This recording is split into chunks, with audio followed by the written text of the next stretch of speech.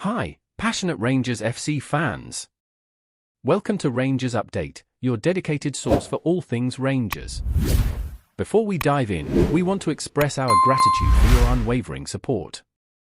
If you bleed blue, don't forget to subscribe, smash that like button, and let's strengthen our community. Now, let's get into the latest updates. A hearty welcome to our new followers. Your backing means the world to us. WATP, let's get to the news. Philippe Clement made a bold decision ahead of the match against Streetmarin, opting for 7 changes to the Rangers lineup after their disappointing 2-1 defeat. However, the move didn't pay off, as 2 of the players, Kieran Dowell and Cyril Dessers, were substituted at half-time.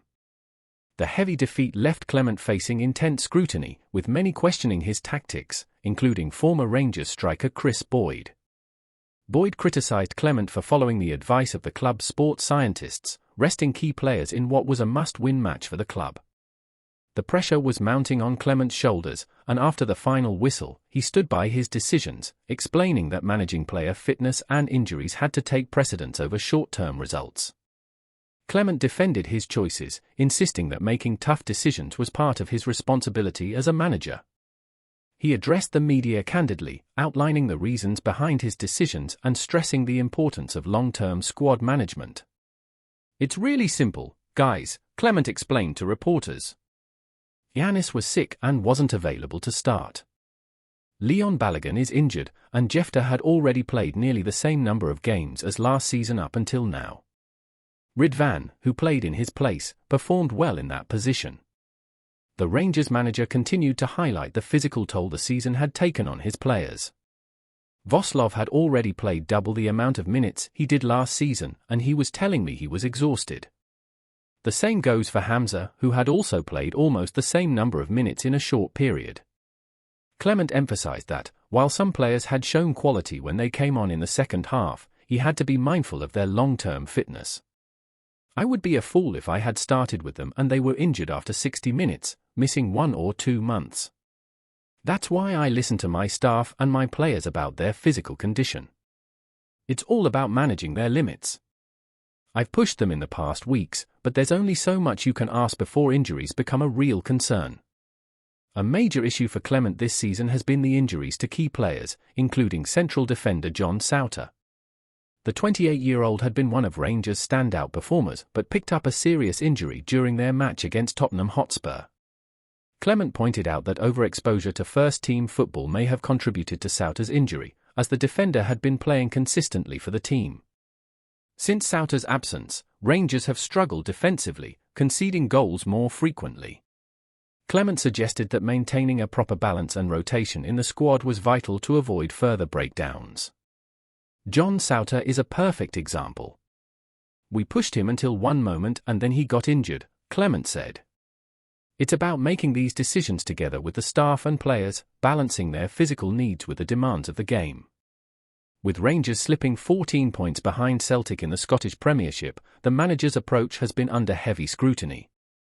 Clement acknowledged the risk involved in managing a squad with limited depth, stressing that Rangers needed more than just 12 or 13 players to succeed over the course of a long season. "You can't expect to play the same players every game, especially with so many matches. No team in the world does that. If we don't rotate, we risk burning out our key players, and that's simply not sustainable." In the end, Clement remained resolute in his belief that long-term squad management was the key to achieving Rangers' goals. "Would I have loved to start with Voslov and Hamza? Of course," he admitted. "But I need to be smart. Losing them for months isn't worth the risk. It's about finding the right balance, even if it means taking some tough decisions in the short term." As the pressure builds, only time will tell if his calculated approach can pay off for Rangers in the coming months. Before we continue, make sure to subscribe to our channel and turn on notifications to get all the exclusive news about Rangers FC. Don't overlook any details about your beloved team. It's crucial for Rangers FC fans. In a move that has sent shockwaves through Scottish football, Evangelos Marinakis, the influential Greek businessman and owner of Olympiacos and Nottingham Forest, is reportedly eyeing a bold new acquisition, the iconic Rangers Football Club.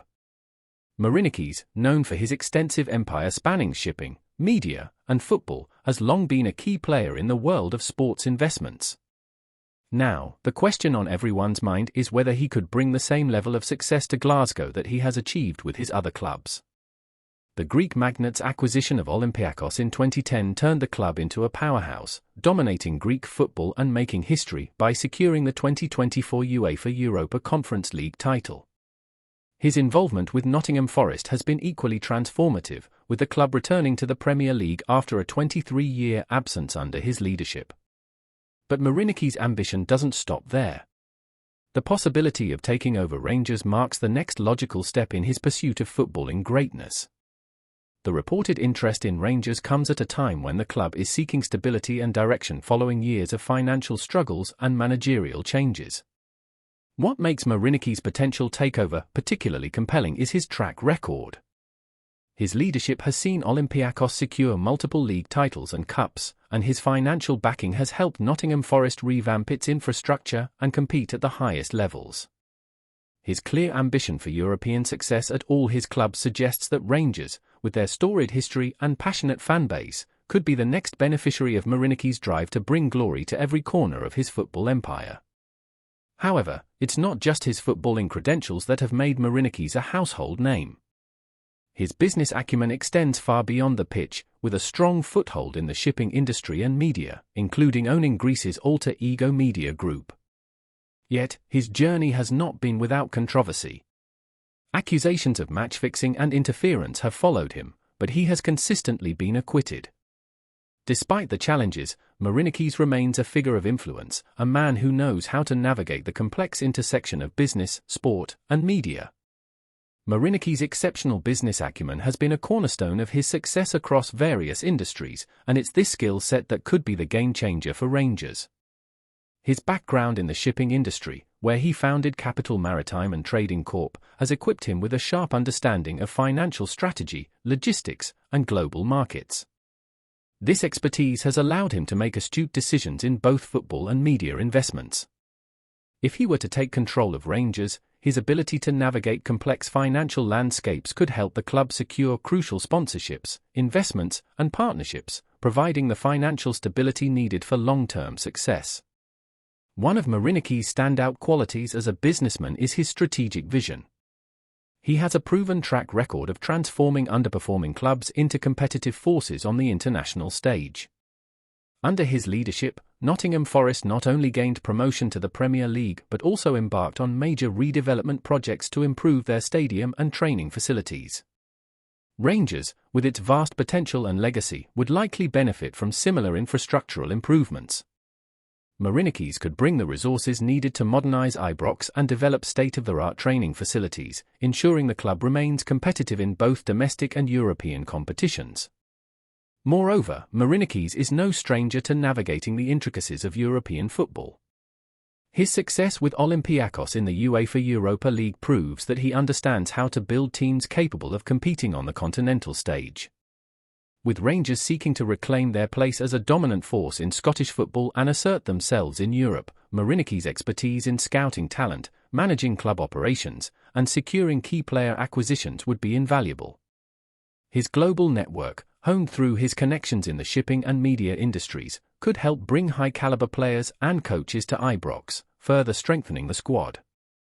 Finally, Marinakis' commitment to long-term success rather than short-term gains is a vital quality that could propel Rangers back to their former glory. His investments in infrastructure and youth development at Nottingham Forest and Olympiakos suggest that he is willing to build a solid foundation for sustainable success. If he were to lead Rangers, this focus on long-term planning and investment in both the club's facilities and its future stars could help create a powerhouse capable of competing for major trophies year after year. With Marinakis at the helm, Rangers could once again find themselves challenging for titles both at home and on the European stage. As Rangers fans wait with bated breath, the question remains, will Marinakis be the man to guide them back to the pinnacle of European football? With his ambition, wealth, and footballing knowledge, the Greek tycoon could be the key to ushering in a new era of success at Ibrox. The coming months will be critical in determining whether this high-stakes acquisition becomes a reality. Greetings, fans! Make sure to hit that like button and subscribe to the channel, as it's greatly appreciated by Rangers FC. And don't forget to share your thoughts on the news in the comments section below. Until the next video, stay tuned.